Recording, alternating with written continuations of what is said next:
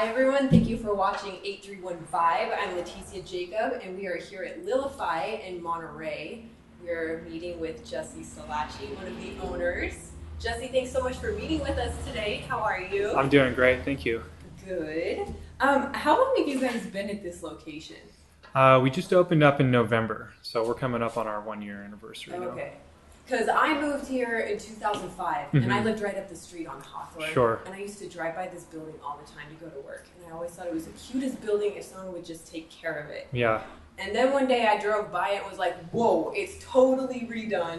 Yeah. And then I saw a LILIFY sign pop up in front, and I went straight home and Googled you guys. And I loved it. I was like, oh, awesome. They totally make a gorgeous building, and it's an awesome store. I was so excited that there was something really cool in town. Oh, well, thanks so much. Yeah. I'm a huge fan. I'm super happy you guys are here. Well, it was a real labor of love. We spent 2 years renovating it. And it's amazing. Oh, thank you. I love it. Thank you. But you're not from here originally, right? I grew up in Chico. Okay. And I moved here about 4 years ago now. What was it like growing up in Chico? Did you like it? I love Chico. Chico's a great town. It's much warmer. But it's got that great college town vibe. Yeah. And but there was a lot of twists and turns between here and there. So I grew up there and went to school in Humboldt and lived all over. Lived in Guam for a while. Was in Peace Corps, and then that's where I met my wife, who I own the shop with. Wait a minute, slow down. Now we've got to go through all this stuff. This is good stuff. What were you into as a kid first? As a kid? Yeah, what did you do in Chico? What were you into? Oh man, playing in the park, normal kid stuff. I thought I wanted to be a scientist, inventor, and archaeologist, and yeah, just, running around in the park, playing with my friends. That was just I had a great, happy childhood in Chico. It's just a beautiful town. It's real friendly people. Do you have any brothers and sisters? I have an older sister. She lives in Manhattan. She's a psychotherapist up there. So. So you said that you went to school in Humboldt? Yeah, I actually went to Chico State for a little while and wanted to move out of Chico. It's time to kind of leave the hometown, and so I went to Humboldt and ended up graduating there. And I loved Humboldt. I was a geography major with a sociology minor. Okay. Yeah, all things I'm not doing now. But well, what is Humboldt known for? I was just made aware of this, so I'm curious. Yeah, well, it's a beautiful area. It's got the redwoods. It's got long beaches, wide beaches, nobody on it. It's, of course, also sort of in the illicit world, of course, known for other things, just the same as Chico is known for drinking. So I always joke I traded one stigma for the other. If you've ever seen Goonies, that's what it looks like. I mean, it's these beautiful tall redwoods, long beaches, and I like that kind of foggy weather too. So, which also is why I like it here. How did you make it through that? A lot of people go through school, but I mean, did you do scholarships? Were you working? What were you doing to make it through that? I worked a little bit, but it was it's not that expensive of a school, and yeah, I just worked and went to school. Yeah, just normal. Do you feel, I think there's a lot of people that are going to school now, and then they graduate, they get out of school, and there's no job prospects. They have a giant amount of debt. It's true, especially, at the time I went to school, it was you do whatever you have to go to college and rack up whatever debts there is. And, luckily I went to a school that wasn't a huge school, not a big expensive school. But yeah, that is sort of, everybody thought you had to do that because studies showed improves your earning power, all that. Right. But then, by the time I graduated, the jobs just weren't there as much. It was just as the economy was about to crash. And I think now people are maybe thinking about getting, some kind of training in a specific field. But it was great for me. I loved it. And it ended up, because my college degree helped me to join the Peace Corps, which really helped shape my life as well. So you think it was worth it for you to go to school? So oh, yeah, for sure. I mean, you learn so much more than just education in college as well. Yeah. Well, so that means that after you graduated, you were you went and traveled, apparently. I did, right? yeah. I picked up, I moved to Guam, which I just kind of bought a one-way and moved there. I had a friend who was living there, and she let me sleep on her couch until I found a job and a place to live, which turned out was only about a week. It's really easy to work there. Really? Yeah. What did you do? I ended up, I taught English as a second language. Okay. I was a chauffeur, tour guide, and I got a job as a freelance photographer for the local paper. That's cool. Yeah. And it was all jobs I was not necessarily qualified for, but was able to do. It's a cool island, 87 degrees almost every day. That's awesome. You know, go snorkeling on Christmas. It's nice. Why did you pick it? Was it random, or had you always wanted to go? Well, I knew I wanted to travel. I was thinking about Southeast Asia, but like I said, I had a friend who was living there. She worked for the newspaper, and you know, in Guam, you don't need a work visa. It's a U.S. territory, so Oh, yeah, I didn't think of that. yeah, so it was just real easy to move there without any job or anything. So I just said, I'm just going to go, That's awesome. and I lived there for about a year and a half before. Why did you end up leaving? Because I joined the Peace Corps, and I wanted to go home for a little while before I left for that. Where did you go for the Peace Corps? I was in Guyana, which is in South America. Yeah, Did you like that? I loved it. It was perfect for me. Yeah, it was. I was out in a real rural village in the southern part of the country. What were you doing for them? I was in health education, so I did a lot of HIV/AIDS education, things like that. But my main projects in the end is I built a better water system for them, where I got funding for some pipes, and we kind of put water to their sports field and a couple of their major places. And I built a playground, did some latrines, kind of what you think is the standard Peace Corps, although I learned that's not really the standard situation. A lot more people are in capitals and have electricity and internet, which is kind of what the modern Peace Corps volunteer really needs to get funding and to educate. But I loved, my village was a little couple hundred people, and I lived in the little mud brick thatched roof. It was perfect for me.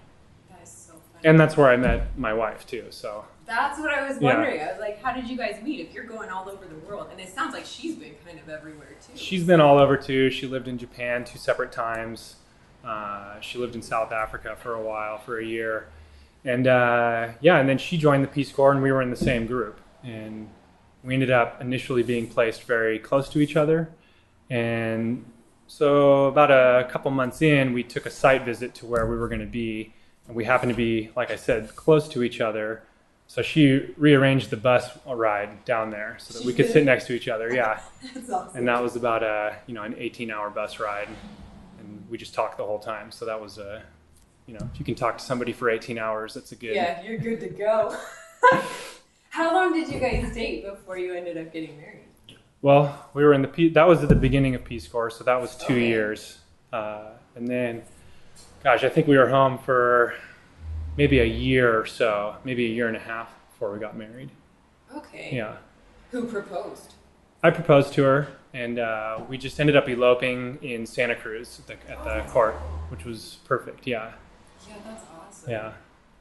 Well, I feel like both of you guys obviously are very artistic, and I think that it's super difficult trying to make any kind of a living in the arts, but you guys have managed to do it. I think, how was it? Was it an easy decision for you to do that instead of just doing it as a hobby? What made you decide to do that? Well, yeah. I mean, it was something we had talked about from the time we were in Peace Corps, is opening up some type of store. Then when we found this place and did the renovation, it just followed suit. And we, Hani's so great at interior design. So it's not just making physical art. It's also, just the art in arranging things and showing how it could look in your home, and kind of our idea of style is really what we did. And were your family supportive of you guys doing that? Oh, incredibly, yeah. Oh, you're lucky. Yeah. That's Very good, lucky, that's yeah. good. Yeah. What made you guys decide to do it here in Monterey? Well, going back to Peace Corps again, Hani, we were figuring out where do we want to move, and she mistakenly said, which I'll never let her forget, she said she wanted to live somewhere where there was wine trees. So we had looked at Healdsburg for a while, and my dad actually grew up in Salinas, and my uncle still lives in the area. So we came out and visited my uncle, and I said, I know you've got my wife had told me, I want to move to wine country and live in a cottage on a vineyard. And I thought, well, don't we all? Wouldn't that be wonderful? And we came out to visit my uncle, and I knew he had a ranch with some vines on it, but I'd never been out to it. And so I asked him to show us, and lo and behold, there's 2 houses on it. And one of them he had rented it, and one had just been sitting empty for a while. And I just said, well, what are you doing with this house? And he said, well, I'm thinking about I should probably rent it out. And I said, well, I guess we'll move to Monterey, because how often can you make good on that? Yeah. So we did. The first year we lived here, we lived in a cottage on a vineyard. It was awesome. Yeah. You guys like that? We did. It was nice. It was off River Road. It was down. The only problem is about a 45-minute drive into town. Yeah. And when you're new somewhere and trying to make friends, nobody really wants to make an hour-and-a-half round trip for dinner. Right. So that got a little tough, and then we kind of thought we should move into town and be a little easier to make friends. And it was the best decision because we ended up here. So. Well, I'm excited for that. I think there's pretty much all of Monterey is excited about that. Thanks for doing it. Yeah, no problem. Thank you. Was it easy to open that up? Was it difficult? What kind of obstacles did you guys go through trying to get all of this opened up and started? Well, there's always obstacles with renovation. There's all kinds of permits and things like that you have to go through. But mostly, it's scary opening up your own business, and you just never know if people are going to respond.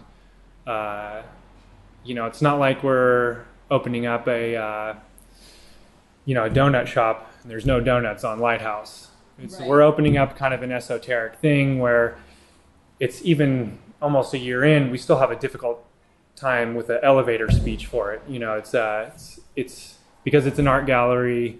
It's it's an artisan boutique. It's a gift store. We have jewelry, we have gift cards. Mm-hmm. So it's kind of difficult to put it in one category, and we didn't know. We're hoping people would respond to it. And it's also, we also do floral design. Yes. And that was kind of, before we opened the store, we had been getting some good business with our flowers, and we also make jewelry that we sell on Etsy. And that was sort of our beginnings. And that helped to fund this as well. Open the store and buy all the merchandise. But yeah, it was scary, and those were the obstacles. But it, once we got it open, people really did respond to it. And just as people are still finding it, there's good word of mouth about it, which is really, right. You can't ask for anything better than that. No, that's definitely the way to go. Yeah. Especially, I feel like in a small town like this. I mean, it's not tiny, but I do feel like the majority of it is word of mouth. Yeah. You guys have great word of mouth. It's going around. Oh, thank you. So what roles do you and your wife each play in this? We're pretty equal partners. Obviously, she's got a better eye for design, but I help out with that as much as I can. And she's also definitely the head florist. I do whatever I can to help prep stuff and help make the boutonnieres, whatnot. But she's got the best eye for that. And I do a lot of the bookkeeping. I do a lot of the maintenance and all that. But and then we decide what to buy together. I also do all the vintage shopping. So I go to estate sales and flea markets, wherever to find interesting vintage items. How do you feel about doing like a husband and wife team? People are always saying how that's, there's sometimes bad word about it. Yeah, well, we always joke that there's, there's couples who are in very successful relationships who couldn't do what we do. Because you spend a lot of time together. Right. But, it works real easy for us. We're lucky that we had found each other and are able to do that. I think it's great. Yeah. It does look like it. I mean, everything you guys have done is totally awesome. It does seem like it really is. You guys are a team with that. I love it. Yeah, thank you. So who are the biggest influences in your design? Well, for names, you'd have to talk to my wife a little more than that. But certainly, we were influenced. Ray and Charles Eames were kind of an inspiration for us. They're famous for Eames Furniture, and they were a husband and wife team. And that sort of them as a couple were kind of an influence on us. But, I couldn't point to any specific designers other than that. But yeah, we both love design, and we both look at, we see it in different places and in the way buildings are put together and whatnot. Yeah. Have you ever had a day job? Oh yeah, I still pour wine on the weekends. My wife is a mentor at the Youth Arts Collective. I've had many hats. Worked at a photocopy store. I made lamps in a foundry for a while. Would you ever give up what you're doing now to go back to one of those? Of course not. Yeah. I mean, I've done construction and all kinds of things, but working for yourself, it's there's only one boss to complain to, and he doesn't listen. Do you have horror stories from any of the last jobs? I was actually really lucky. I had a lot of great employers, and so I really can't. You have bad days anywhere, but I have bad days here too. So none of the people I worked for were bad, and in fact, my boss at Pierce Ranch Vineyards is also one of my good friends now, and that's I can't complain about any of the past jobs. I was really lucky, and I found some really interesting jobs to do too. So I feel like, I don't know, I think sometimes the past like that kind of helps you with what you're doing now. It Sure. gives you the background for stuff. I think it kind of shapes some of that as well. Sure, yeah. And, we've all had different bosses. I've had some bosses that are better than others, and it just helps you to learn how to run your own business, really, in the end. Yeah. And hopefully someday we can have employees and all know better how to treat them. Well, I think there's a lot of people, especially in this area, that want to go and pursue their passions, their dreams, but they're a little afraid to do it, or they're not sure how to do it. What is your advice to them? Got to do your research. I know it can be tough. It can be really tough depending on the business in Monterey, especially, we lease a corner of the store to Bright Coffee, and we're lucky because this used to be a bar and grill. There happens to be water credits here, but it would have been very difficult for her to open other places because they don't have the water credits, and that's one of the challenges in Monterey. And there's also, other obstacles with opening a business like that in here, and I would say you have to be if you want to do it, make your mind up, get a plan, and be extremely tenacious, and just don't take no for an answer. Okay, well, you guys are also doing a bunch of other events here, Mm-hmm. right? Can you briefly tell us about a couple of those that you're doing? I know you're doing like pop-up dinners. We do pop-up dinners here, and we have a great team. Alyssa Bell does all the letterpress. We've got Chef Amber Kurps. We've got a really great team that works to put them together, and they're all plated meals, usually 5-course, paired with wine. We also do art openings. We just did one for Keith Damron. It was very successful. He's a fantastic local artist, and he just about sold out too, which was fantastic. Yeah. So if people want any information about any of that or your services, how can they get a hold of you? Just look on our Facebook page or our website. And what are those? Facebook, just look for LILIFY, and same with the website's lilifydesigns.com. And then what's the address here so that people can stop by? Because they definitely need to stop by. Yeah, we're 281 Lighthouse in Monterey, and it's right next door to Poppleton's, and it's the building with the gray and white striped awnings. Okay. And lastly, if you had to pick one person that's doing awesome things in the 831 area that you think that we should interview, who should we interview? Let's see. Have you been to the Youth Arts Collective? Yes. I believe you said you went there. Yes, How about and they said that we should come here. okay, You guys and were excited Pierce about Ranch Vineyards Okay. is a fantastic newer winery. It's all local wine, and they do Spanish and Portuguese varietals. Okay. Yeah, and they're fantastic. And that's actually where I pour on the weekends. So we'll get to see you again. You could see me again. Oh, Yeah, good. and it's like I said, there's live music there on Fridays. It's a great place to go for a drink. Okay, great. Okay, and then I lied. One more question. Okay. What would it take to convince your wife to do an interview with us too? I don't know.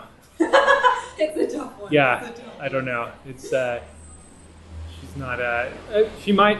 I don't know. You could ask. We'll see. Just because Yeah. I feel like you guys both have really cool backgrounds, cool stories to share. So thank you so much for meeting with us today. Thank you so much. I hope all of you guys enjoyed it. Check us out again, 8315.com. And Jesse, thank you so much again. Maybe we'll see you at Pierce. That's right. Thanks. Thanks so much. All right.